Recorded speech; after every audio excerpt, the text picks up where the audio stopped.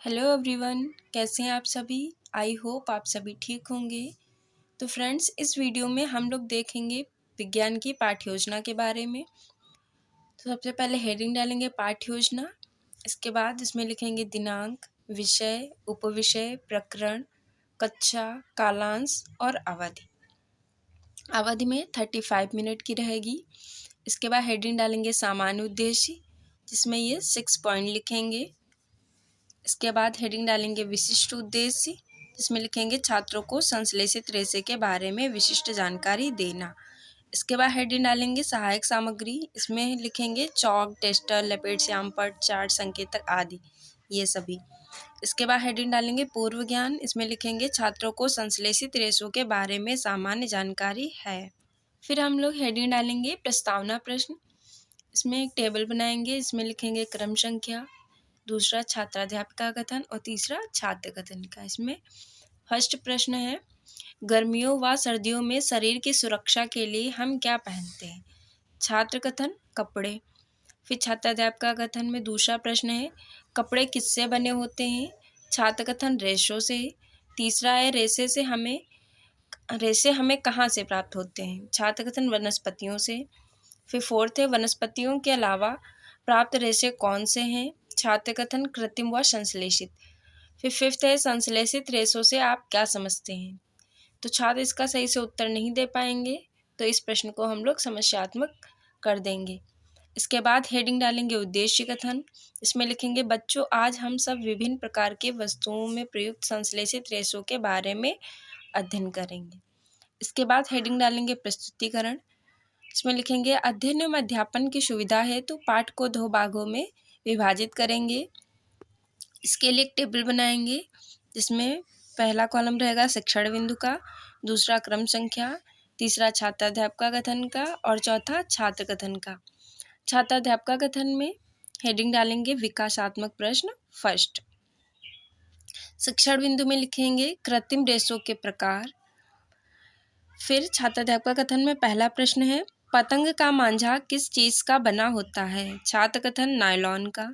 फिर दूसरा है, नायलॉन क्या है। छात्र कथन, संश्लेषित रेशा। फिर तीसरा प्रश्न है, संश्लेषित रेशे कितने प्रकार के होते हैं।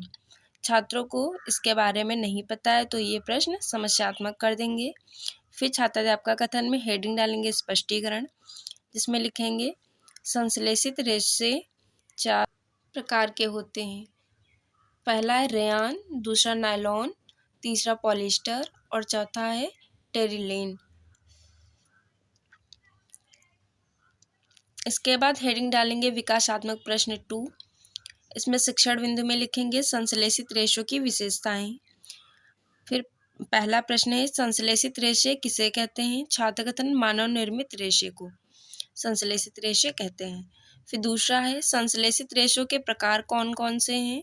छात्र कथन, नायलॉन, रेयान, पॉलिएस्टर, एक्रिलिक आदि। इसके बाद तीसरा है, संश्लेषित रेशों की विशेषताओं के बारे में आप क्या जानते हैं। तो छात्र इसका भी उत्तर सही से नहीं बता पाएंगे, इसलिए इसको भी समस्यात्मक कर देंगे। इसके बाद छात्राध्यापिका कथन वाले कॉलम में हेडिंग डालेंगे स्पष्टीकरण, इसमें लिखेंगे संश्लेषित रेशों व कृत्रिम रेशों की विशेषताएं हैं कि वह जल्दी सूख जाते हैं तथा टिकाऊ होते हैं, बाजार में या आसानी से व कम दाम में मिल जाते हैं, या अधिक आकर्षक होते हैं तथा जल्दी सूख जाते हैं और इन्हें हाथों से फाड़ना कठिन होता है। छात्र कथन में लिख देंगे छात्र ध्यानपूर्वक सुनेंगे। इसके बाद हेडिंग डालेंगे बोधात्मक प्रश्न की, इसमें पहला प्रश्न लिखेंगे संश्लेषित रेशों की कोई एक विशेषता बताइए। फिर छात्र कथन में लिखेंगे अधिक आकर्षक व टिकाऊ होते हैं। फिर दूसरा प्रश्न लिखेंगे पर्दे, मोजे आदि किस कपड़े से बनाए जाते हैं। छात्र कथन में लिखेंगे नायलॉन से। फिर तीसरा लिखेंगे संश्लेषित रेशों को और किस नाम से जाना जाता है। कृत्रिम रेशे। इसके बाद हेडिंग डालेंगे श्यामपट्ट कार्य, इसमें लिखेंगे श्यामपट्ट कार्य बाह्य पृष्ठ पर अंकित है,